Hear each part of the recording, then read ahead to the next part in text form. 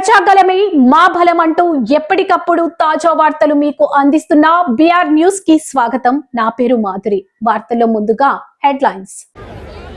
ఈయన పొద్దుగాల ప్రెస్ పెడితే ఆయన సాయంత్రం ట్విట్టర్లో పెడతాడు. ఈయన సాయంత్రం అది పెడితే ఇంకొక ఆయన గుడికానో బడికానో ఫోటో దిగుతాడు. మీకే పొంతం లేదు. మీరు మా గురించి మాట్లాడేది. ఇవాళ ఆయన ఉత్తమానికి లెటర్ రాసి ఆ లెటర్ చదివితే ఇక నాకు నవ్వాలనో ఏడవాలనో కావాలి. 10 ఏళ్ళు ఏడ్చినావు కాబట్టి ఆ కాళేశ్వరం కూలిపోయి ఈరోజు 1,00,000 కోట్లు గోదావరిలో గడిచిపోయినాయి. మళ్ళీ మాకు చదువు చెప్పనికి పోతుడు, సన్నాయి శుద్ధులు చెప్తుండు. నీ అంత సన్నాయి శుద్ధులు చదువు చెప్పుకునే దాంట్లో మాకు దాపరిచ్చిందని నేను అడుగుతున్నా.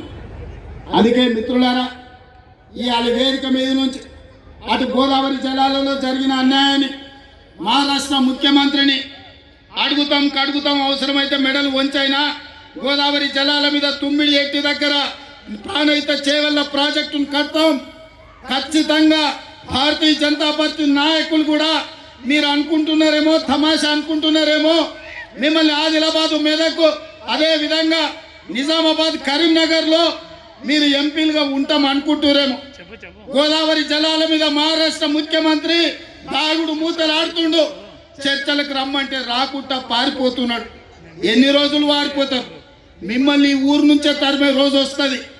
మర్యాదగా మహారాష్ట్ర ముఖ్యమంత్రిని చర్చలకు పట్టుకురండి. గోదావరి జలాల మీద తుమ్మిడేటి దగ్గర ప్రాజెక్టు కట్టి 100 టీఎంసీల నీళ్లు తీసుకొచ్చి శ్రీపాద ఎల్లంపల్లిలో పోసి ఆదిలాబాద్, కరీంనగర్, నిజామాబాద్, మెదక్ వరకు రైతాంగ కష్టాలు తీర్వడానికి పక్క ప్రణాళికతో ముందుకు పోదాం. గోదావరి జలాల సమస్యను పరిష్కరించుకుందాం. ఇక కృష్ణానది జలాలు 60 ఏళ్ళ నుంచి రావణ కాష్టం లాగా రగులుతుంది. 60 ఏళ్ళ నుంచి రాయలసీమలతో కొట్లాడాలి, ఆంధ్రలతో కొట్లాడాలి, గుంటూరు గుడివాడతో కొట్లాడాలి.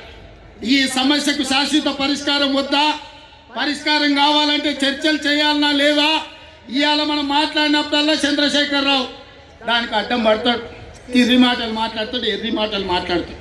అట్లెట్లా మాట్లాడతారంటే భగవంతునైనా పక్క దేశంతోనైనా సమస్యలు ఉన్నప్పుడు చర్చలు చేయకుంటే ఎప్పుడైనా పరిష్కారం అయినాయా? ఆలి పంచాయతీ అయినా పాలి పంచాయతీ అయినా ఓ పెద్ద మనిషిని పెట్టుకొని పంచాయతీ ఎంచుకుంటామా లేదా? రైతాంగ సోదరులారా, మీరు ఆలోచన చేయండి. ఇవాళ ఎక్కడైనా ఏ సమస్యకైనా చర్చలు లేకుండా పరిష్కారం జరుగుతాయా? పక్క రాష్ట్రంతో నేను చర్చలు చేస్తా అంటే నా మీద బురద చల్లాలని ప్రయత్నం చేస్తున్నా.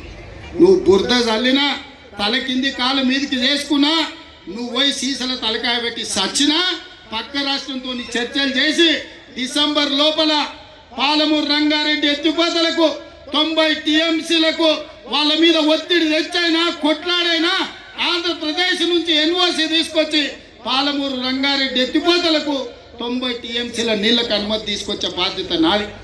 అదేవిధంగా డిండి ప్రాజెక్టుకు 20 నుంచి 30 టీఎంసీలకు నీళ్లకు అనుమతి తెచ్చే బాధ్యత నాది.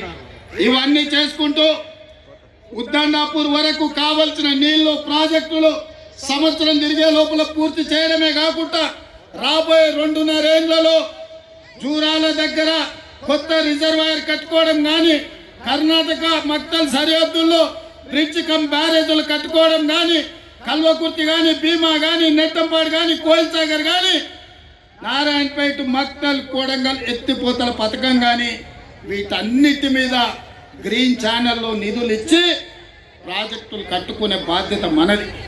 మిత్రులారా, అప్రమత్తంగా ఉండండి.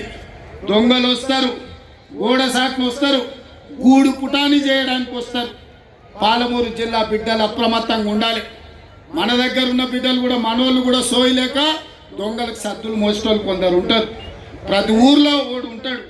గట్లనే వనపర్తిలో కానీ, మహబూబ్నగర్లో కానీ ఆడొకటి ఈడొకటి మోపాడు. పాలమూరులో మంచి జరుగుతుంటే చేయకపోయినా, సహకరించకపోయినా నోరు మూసుకొని ఉంటే మంచిది. చివరిగా ఒక్క మాట చెప్పదలుచుకున్నా. మా ఛానల్ మీకు నచ్చినట్లయితే లైక్ చేయండి, షేర్ చేయండి, సబ్స్క్రైబ్ చేయండి. Thank you.